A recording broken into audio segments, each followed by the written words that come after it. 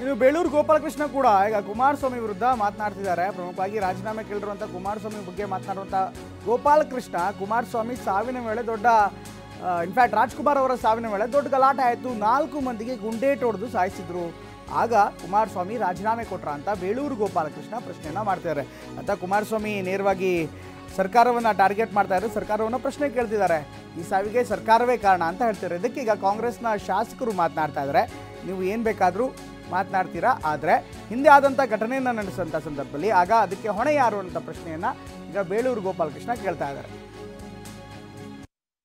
ಯಾವ ನಾಚಿಕೆ ಆಗಬೇಕು ಕುಮಾರಸ್ವಾಮಿ ಅವರಿಗೆ ನಾಚಿಕೆ ಆಗಬೇಕು. ಅವರಿಗೆ ತನ್ನ ಕಾಲದಲ್ಲೇ ರಾಜ್ಕುಮಾರ್ ಗಲಾಟೆ ಸಂದರ್ಭದಲ್ಲಿ ರಾಜ್ಕುಮಾರ್ ನಿಧಾನ ಸಂದರ್ಭದಲ್ಲಿ ನಾನೇ ಇದ್ದೆ ಅಲ್ಲಿ ಎಲ್ಲಿ ಕಂಠೀರವ ಸ್ಟುಡಿಯೋ ಹತ್ರ 4 ಜನರು ಗುಂಡೇಟ್ ಹೊಡೆದು ಸಾಯಿಸಿದ್ರು.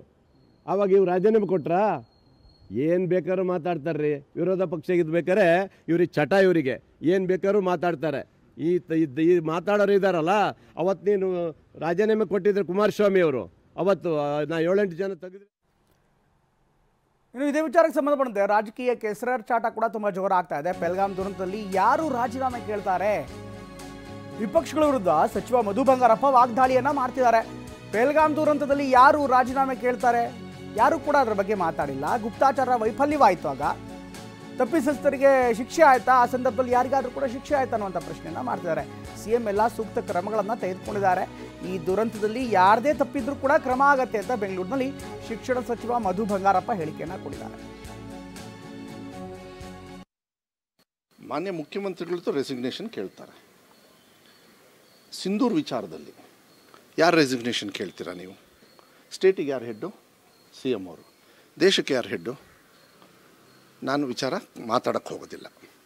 ಅಲ್ಲಿ ಇಂಟೆಲಿಜೆನ್ಸ್ ಮೇಲೆ ಏನಾರು ಆ್ಯಕ್ಷನ್ ತೊಗೊಂಡ್ರಾ? ಇಲ್ಲ. ವಾರ್ ಈಗ ನಾನು ಇದು ಮಾತಾಡಿದ ತಕ್ಷಣ ಏನಾಗುತ್ತೆ, ಬೇರೆದ್ರದ್ದು ಬಗ್ಗೆ ಮಾತಾಡೋಕ್ಕೆ ಹೋಗ್ತಾರೆ. ಆದರೂ ಕೂಡ ನಾನು ಮಾತಾಡ್ತೀನಿ. ವಾರ್ನ ಯಾಕೆ ನಿಲ್ಲಿಸಿದ್ರಿ? ಟ್ರಂಪು ಪಾಕಿಸ್ತಾನ ಇಂಡಿಯನ್ನ ನಿಮಗೆ ಕಾಮನ್ ಸೆನ್ಸು ಅಂತಾರಲ್ಲ, ಈಗ ನೀವು ಪ್ರಜೆ ತಾನೇ, ಖುಷಿ ಆಯ್ತಾ ನಿಮಗೆ? ನೀವು ಒಪ್ಕೊಳ್ತೀರಾ ಇದನ್ನು? ನಮ್ಮ ಪ್ರಧಾನಮಂತ್ರಿಗಳ ಜೊತೆಗೆ ನಾವೆಲ್ಲ ಇದ್ವಿ. ಹೋಗಿ ನುಗ್ಗಿ ಹೊಡೀರಿ, ನೀವು ಸಂಪೂರ್ಣವಾಗಿ ದೇಶ ನಿಮ್ಮ ಜೊತೆಗಿದೆ ಅಂಥೇಳಿ. ಒಬ್ಬ ವ್ಯಕ್ತಿ ಅಮೇರಿಕದವನು ನಮ್ಮನ್ನು ಪಾಕಿಸ್ತಾನೀಸ್ನ ಹೋಲಿಕೆ ಮಾಡಿ ಬಿಟ್ಟ ತಕ್ಷಣ ನಾವು ಹೆಂಗೆ ಬದುಕೋಕ್ಕಾಗುತ್ತೆ ಆ್ಯಸ್ ಎ ಭಾರತೀಯರಾಗಿ? ಅದಕ್ಕೆ ನಾನು ಹೋಲಿಕೆ ಮಾಡೋದಕ್ಕೆ ಹೋಗೋದಿಲ್ಲ. ಏನೇನು ಇಂಥ ಸಂದರ್ಭದಲ್ಲಿ ಆಗಬೇಕು ಅದನ್ನು ಮಾನ್ಯ ಮುಖ್ಯಮಂತ್ರಿಗಳು ಮಾಡಿದ್ದಾರೆ. ವಿರೋಧ ಪಕ್ಷದವರಿಗೆ ಅವ್ರಿಗೆ ಇದೊಂದು ರೋಗ, ಟೀಕೆ ಮಾಡ್ತಕ್ಕಂಥದ್ದು ರೋಗ. ನಾವೇನು ಮಾಡೋದಕ್ಕಾಗೋದಿಲ್ಲ. ವೈಯಕ್ತಿಕವಾಗಿ ಟೀಕೆ ಮಾಡ್ತಾರೆ. ಸಿದ್ದರಾಮಯ್ಯವ್ರ ಸಾಹೇಬ್ರೂ ಕೂಡ ಸಿದ್ದರಾಮಯ್ಯ ನಮ್ಮ ಬಗ್ಗೆ, DK ಶಿವಕುಮಾರ್ ಸಾಹೇಬ್ರ ಬಗ್ಗೆ, ಕಾಂಗ್ರೆಸ್ ಬಗ್ಗೆ, ರಾಹುಲ್ ಗಾಂಧಿಯವರು ಕಾನ್ಸ್ಟಿಟ್ಯೂಷನ್ ಬುಕ್ ಹಿಡಿದು ಯಾಕೆ ತಪ್ಪ ರೀ? ಕಾನ್ಸ್ಟಿಟ್ಯೂಷನ್ ಬುಕ್ ಹಿಡಿಯೋದಕ್ಕೂ ಕೂಡ ಅದೊಂದು ಹೆಮ್ಮೆ. ಅದು ಇವತ್ತು ಇಡೀ ದೇಶದಲ್ಲಿ ಆ ವ್ಯಕ್ತಿಗಳು ಅವರು ಈ ದೇಶದಲ್ಲಿ ಇವತ್ತು ಚರ್ಚೆ ಆಗ್ತಾ ಇದೆ. ಆದರೆ ಒಂದು ಹೇಳ್ತೀನಿ, ಅವ್ರು ಏನು ಟೀಕಾ ಟಿಪ್ಪಣಿ ಮಾಡ್ತಾರೋ ಬೇರೆ ಪ್ರಶ್ನೆ.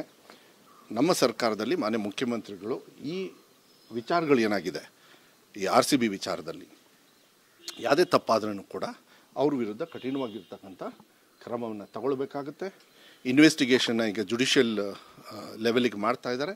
ನ್ಯಾಯಬದ್ಧವಾಗಿ ಆಗುತ್ತೆ ಅಂತೇಳಿ ವಿಶ್ವಾಸ ಇದೆ. ಅವ್ರು ಏನು ರಿಪೋರ್ಟ್ ಕೊಡ್ತಾರೆ